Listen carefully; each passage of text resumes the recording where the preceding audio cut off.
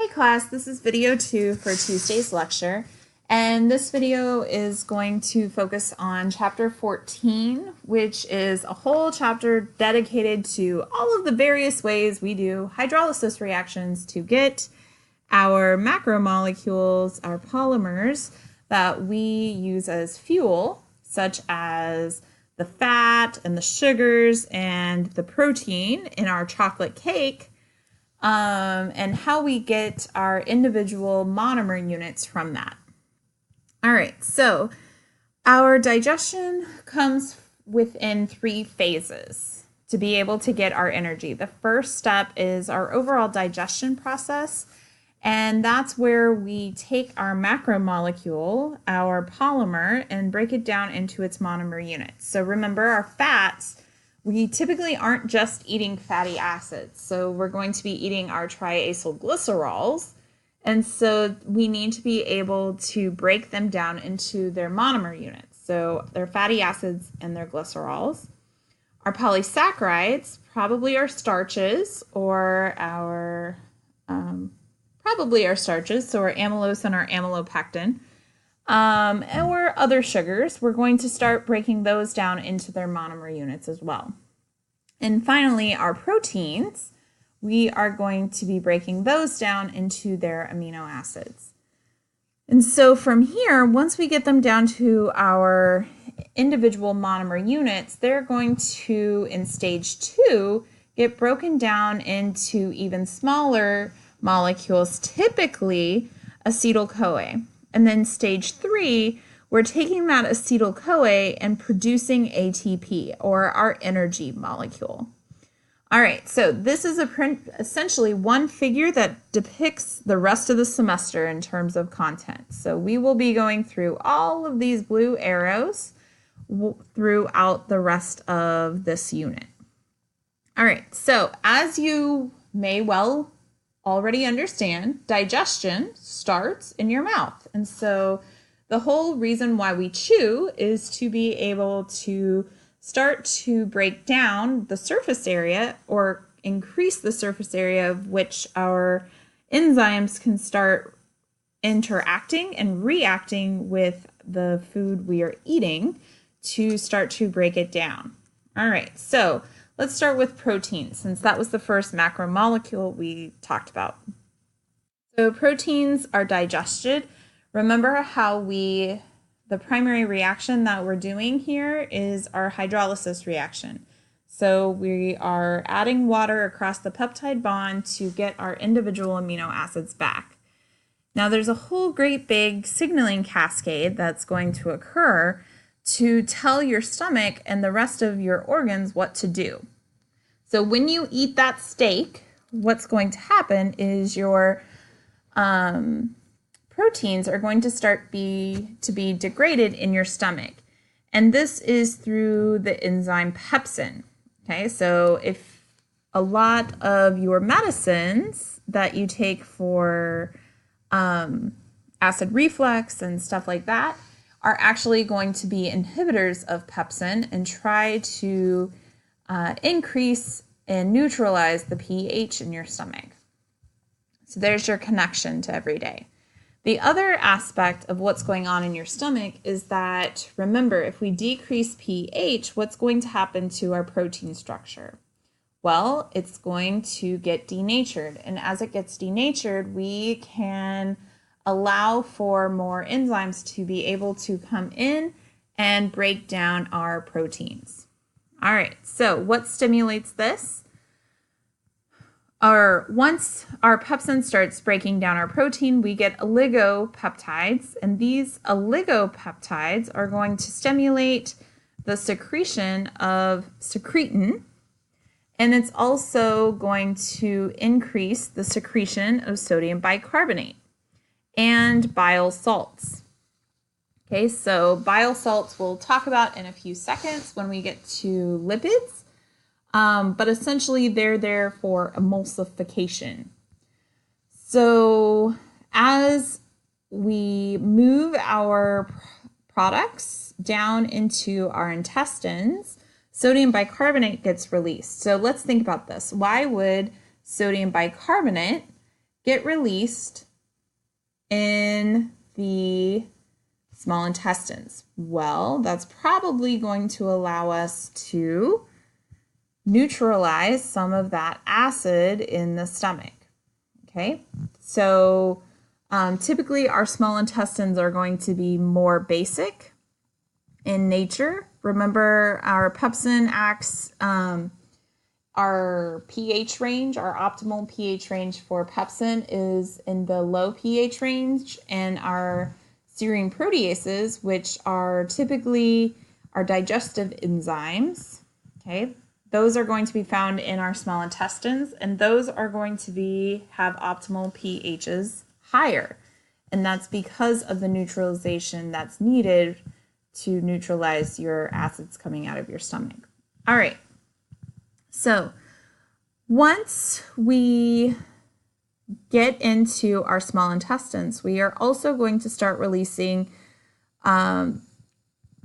this molecule referred to as CCK. It's secreted by the intestinal cells, and it releases zymogens. All right, so zymogens are precursors of our serine proteases. So remember, we don't want to have our serine proteases activated all the time because a large majority of us are made up of proteins. And so we don't want our proteins to start to get broken down by the serine proteases. So we have to have inactive proteins ready to go for when we do go out for that steak dinner. Or tofu, Micah, sorry. All right, so proteases, remember, cleave our peptide bonds. So serine proteases are a specific class of proteases, but those are our enzymes that do that hydrolysis. So zymogens are our inactive precursors. So these are what are on hand and ready to go as soon as we notify our stomachs that we have protein in our system that needs to get broken down. So how do we activate these zymogens? What happens is we have another enzyme that specifically comes in once signaled to do so. It comes in and breaks and cleaves off a part of the enzyme. And once it does that, the zymogen gets activated. So trypsinogen would be the zymogen. So note your suffixes here. Ogen is typically, ogen or pro are typically your indicators of a zymogen. And once that occurs, once we cleave off that part, we get our activated protease. Okay, so how do our amino acids get into our bloodstream? Well, we eat our steak or our tofu dinner, and we initially get some amino acids, but we typically get a lot of oligopeptides, okay? And so our peptidases start to break those down, and those cross over into our intestinal cells. And then these, once they're crossed over, get broken down further by additional peptidases, and then all of our amino acids get transferred into the blood. All right, so that's our hydrolysis and our steps for breaking down protein into our individual amino acids. Carbohydrates we've already talked about as well. Remember when we talked about alpha amylase? Remember, alpha amylase is specific, has specific stereochemistry in its active site for alpha linkages. Okay, so alpha amylase starts to break down our starch.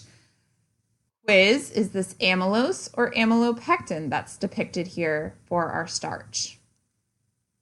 Well, this would be our amylopectin because it has the alpha-1,6 and the alpha-1,4 linkages.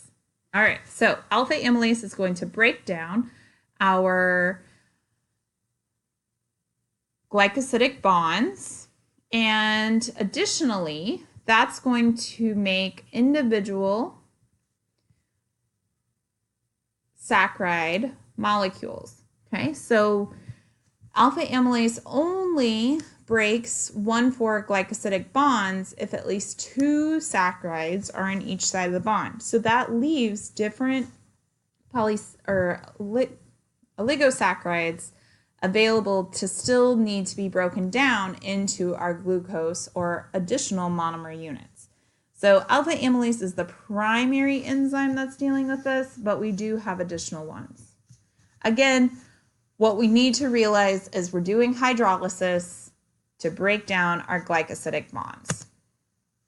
All right, so lipids. This is where we are going to talk specifically about our bile salts.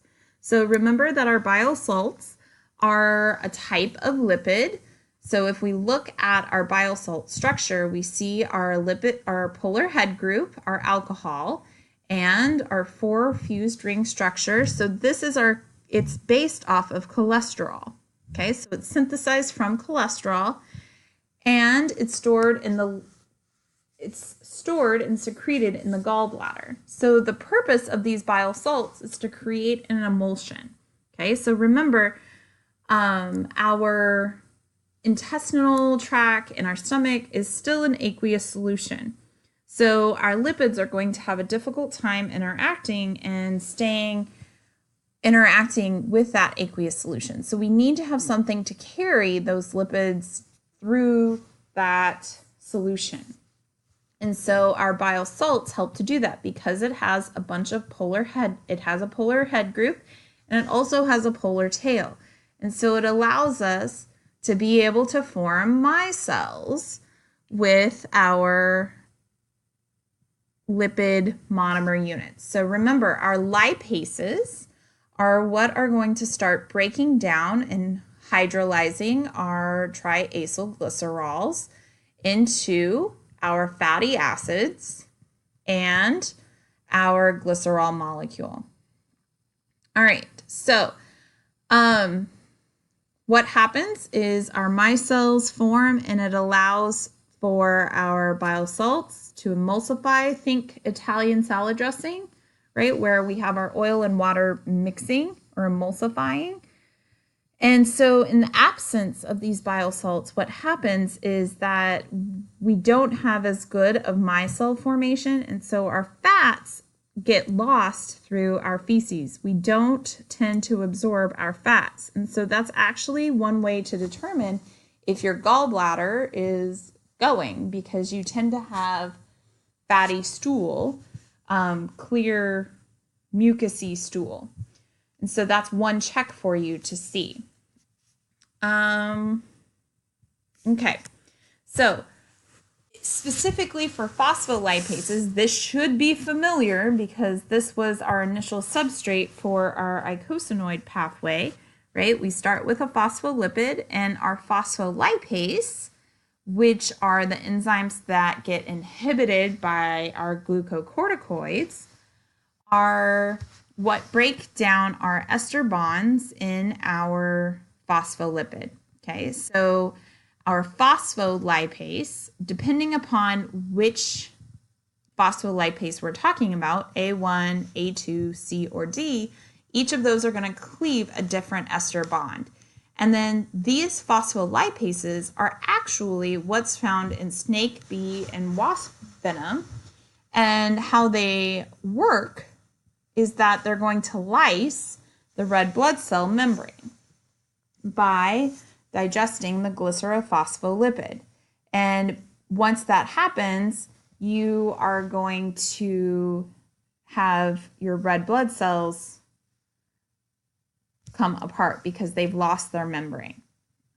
Also, collagenase and hydrouronidase,